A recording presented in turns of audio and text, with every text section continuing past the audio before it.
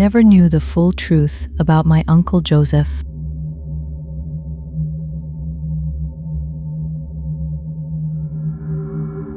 Actually, he was always polite, overly polite, but there was something behind his eyes that made me uncomfortable as a child.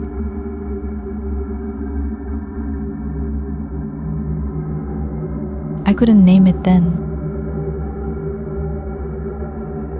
Now I can. Out of the picture. When I was young, my uncle was just kind of... No one explained why. I was too young to push. Not a single adult in my family ever gave me a concrete answer. Too young to wonder at the details. I just accepted that one day he was there and the next day he wasn't. Years later, I started to piece things together. I found out that my Uncle Joseph was a major suspect in the West Mesa boned collector case, a case where dozens of women had been murdered and buried in the desert outside Albuquerque, New Mexico. Their bodies were never found. The case was never solved. That wasn't the only thing. But my uncle's name was in the files. I discovered that Uncle Joseph had been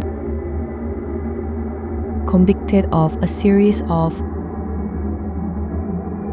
crimes that no one in my family ever talked about.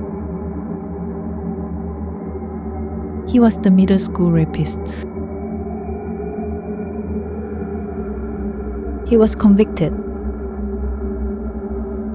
A man who had attacked children in our own neighborhood. He served time.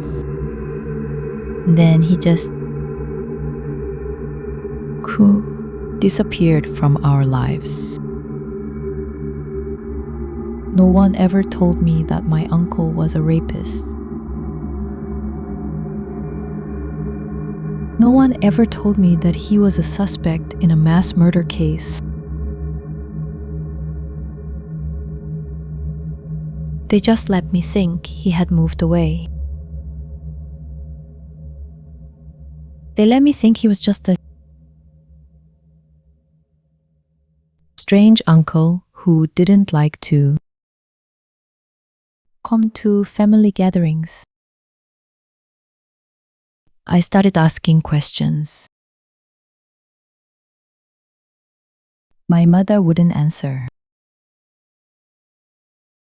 My father told me to drop it. My grandmother, his own mother, refused to say his name. He has a new name. The only thing I know for sure is this: Uncle Joseph is alive. He lives in another state.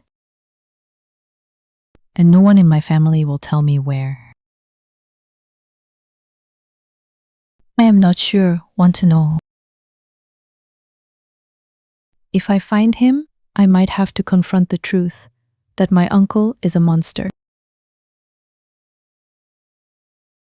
That my family let him walk away without ever giving me an answer.